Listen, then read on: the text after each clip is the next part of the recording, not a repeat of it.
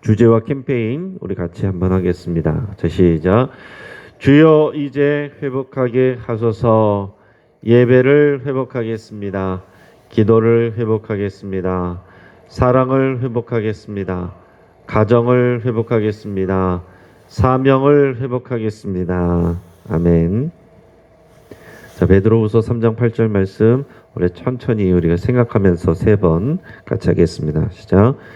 사랑하는 자들아, 주께는 하루가 천년 같고 천년이 하루 같다는 이 한 가지를 잊지 말라. 사랑하는 자들아, 주께는 하루가 천년 같고 천년이 하루 같다는 이 한 가지를 잊지 말라.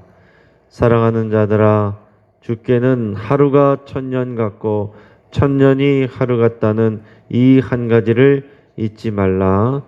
아멘. 베드로후서 3장 8절 말씀이었습니다. 이 시간 우리에게 주신 하나님의 말씀은 시편 62편 1절에서 12절까지의 말씀입니다. 자, 오늘 본문을 통해서 나의 영혼아 잠잠히 라는 제목으로 말씀을 같이 나누겠습니다. 바퍼주는 사역으로 잘 알려진 이 최일도 목사님의 아내 되시는 김현수 사모님이 있는데, 이분은 원래 시인이면서 수녀였습니다. 게다가 이 김현수 사모님이 이 목사님보다 5살이 연상입니다. 자, 그럼에도 불구하고 젊은 시절에 이 최일도 이 전도사는 막무가내로 구애를 했습니다. 그래서 결국 서로 사랑하게 돼서 결혼을 하게 됐는데, 문제는 서로 사랑하는데 예상치 못한 이런 어려움이 있었습니다. 자, 같은 예수님을 믿고 같은 내용의 성경 말씀을 읽지만 그 신앙생활의 색깔이 너무 달랐던 것입니다. 수녀원에서 지낸 동안 이분은 주로 홀로 기도하고 또 조용히 침묵으로 기도하는 것이 일반적인 기도의 모습이었습니다. 자, 그런데 이 개신교 교회에 와서 보니까 항상 큰 소리로 함께 기도하고 또 열정적으로 박수치면서 찬양하는 이런 모습이 너무 어색하고 또 이상했던 것입니다. 그리고 그분의 이제 시어머니는 전통적인 교회의 권사님이시죠. 그러다가 보니까 며느리가 조용히 침묵으로 기도하는 것을 보면은 기도를 너무 못한다 이렇게 생각을 하는 것입니다. 그러면서 이제 타박을 했다 그래요. 여러분, 우리가 부르짖는 기도가 맞겠습니까? 아니면은 침묵하는 기도가 맞겠습니까? 근데 개신교를 비판하는 교회 밖의 사람들은 조용히 침묵하는 이 기도, 가톨릭 미사의 모습, 이것을 더 경건하고 품이 있어 보인다라고 생각하는 경우들이 있습니다. 또 물론 반대로 또 감정을 토해내고 열정적으로 예배하는 개신교의 또 신앙 스타일, 예배 스타일을 또 선호하는 사람들도 있습니다. 하지만 우리가 부르짖는 기도도 필요하고 침묵하는 기도도 필요합니다. 부르짖는 기도를 주로 하는 사람은 침묵하는 기도의 깊은 자리로 이제 나아가는 그런 것이 필요하고, 또 반대로 침묵으로만 기도하는 분들은 간절하게 부르짖어 기도하는 훈련이 필요합니다. 자, 어려움이 오고 견딜 수 없는 고통이 올 때, 그럴 때는 우리가 부르짖어 기도해야죠. 하나님께서 부르짖어 기도하라고 그랬습니다. 그리고 자연스럽게 부르짖어서 기도하게 돼 있습니다. 자, 이 부르짖는 기도는 문제를 돌파하게 만듭니다. 그리고 우리 영혼을 강하게 만들어줍니다. 자, 반대로 침묵하는 기도는 문제 위에 계신 하나님께 집중을 하게 만듭니다. 그리고 우리의 수준을 그 문제 위에 계신 하나님께로 끌어올려주는 것입니다. 그리고 우리의 영혼을 고요하고 성숙하게 만들어줍니다. 자, 일반적으로 우리가 1시간을 기도한다 생각하면 최소한 30분 이상은 우리가 하나님 앞에 간절히 부르짖어서 기도하는 것이 좋습니다. 그리고 그 뒤에 나머지 시간은 또 하나님 앞에 침묵하면서 집중하면서 묵상하면서 기도하는 것도 좋습니다. 우리가 침묵하면서 무엇을 하느냐? 하나님의 음성을 기다리는 기도를 하기도 하는 거예요. 그래서 이것을 우리가 듣는 기도다 이렇게 표현을 합니다. 하나님 앞에 우리가 할 말을 쏟아내는 것도 필요하지만 하나님께서 그 기도 가운데 우리에게 말씀하신 것을 듣는 것도 필요한 거거든요. 또 기도하는 가운데 하나님을 깊이 생각하고 하나님의 눈으로 내 자신을 또 객관적으로 또 바라보는 이 기도 가운데서 일어날 때에 정말 우리의 모습이 변화되고 성숙하게 되는 것입니다. 그러니까 우리가 부르짖어 기도할 때는 문제가 변화되기를 구하는 것이고, 또 우리가 잠잠히 침묵하면서 하나님을 바라보며 기도할 때는 내 자신이 변화되는 거예요. 그러니까 우리가 열심히 간절히 부르짖는데 내 자신을 돌아보며 하나님의 음성에 귀를 기울이지 않는 사람들에게 그런 말을 듣습니다. 저 사람 열심히 기도는 하는데 왜 저렇게 늘 욕심이 많고 또 다른 사람들에게 더 함부로 대할까? 이런 소리를 듣는 경우들이 생기는 것입니다. 근데 반대로 어떤 분들은 침묵으로는 잘 기도하는데 함께 기도해야 될 때, 또 부르짖어서 기도해야 될 때, 그럴 때도 조용히 기도함으로 인해서 정말 그 활력이 없고 활기가 없는 그 영혼이 또 강하지 않은 그런 경우들을 볼 수도 있습니다. 여러분, 오늘 시편 본문은 다윗이 이제 자신을 향하여서 고요하게 하나님 앞에 기다리라라고 말하면서 결단하는 기도라고 할 수 있습니다. 그리고 오늘 표지에 보면 뭐라고 되어 있냐면 인도자를 따라 여두둔의 법칙에 따라 부르는 노래라고 되어 있습니다. 자, 이렇게 노래예요. 성전에서 예배할 때 부르는 노래입니다. 여두둔은 보통 앞에서 보면 이제 아삽, 헤만과 더불어서 이 레위인 이 음악가입니다. 음악가의 이름인데 아마도 그 사람의 이름을 딴 곡조이거나 음악 장르라고 이렇게 생각되고 있습니다. 자, 성전에서 하나님께 예배할 때 부르는 노래인 것입니다. 이 노래하면서 이 노래를 부르면서 하나님 앞에 나가는 거예요. 자, 이 본문은 시이면서 그리고 노래입니다.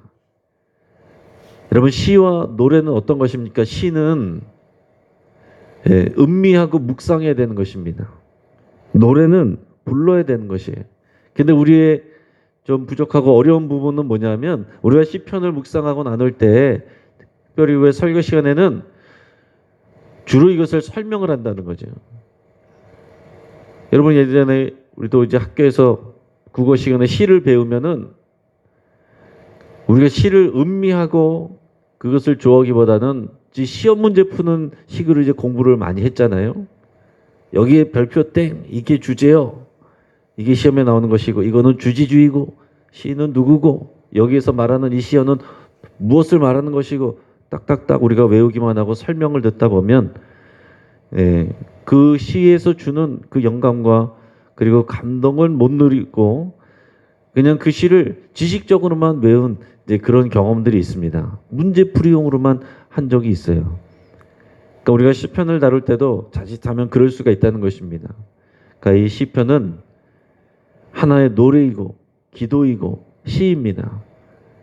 그러니까 우리가 사실은 설명을 많이 하는 것보다 우리가 기본적인 의미를 위해서는 우리가 설명도 해야 되지만은 설명을 들은 다음이 사실은 더 중요한 거예요. 그 다음에 여러분이 이 말씀을 음미하고 묵상하고 노래처럼 부르고 되새기고 이게 참 중요하다라는 것입니다. 여러분, 말씀을 계속 우리가 묵상하면 우리가 요즘에 이제 말씀도 이제 한 구절씩 이제 계속 반복하잖아요. 설명을 많이 안 들었어도 말씀을 계속 반복하면 어느 순간부터 말씀이 우리에게 말을 걸어옵니다. 말씀 그 자체가 우리에게 말을 걸어오는 거예요.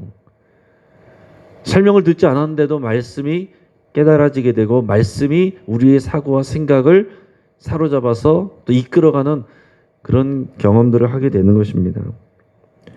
프랑스 떼제라는 지역에 가면 이 영성 공동체인 떼제 공동체라는 데가 있습니다. 자, 여기서는 이제 어떤 식으로 또 이제 그 경건 훈련을 하냐면 이제 예를 들면 이렇습니다.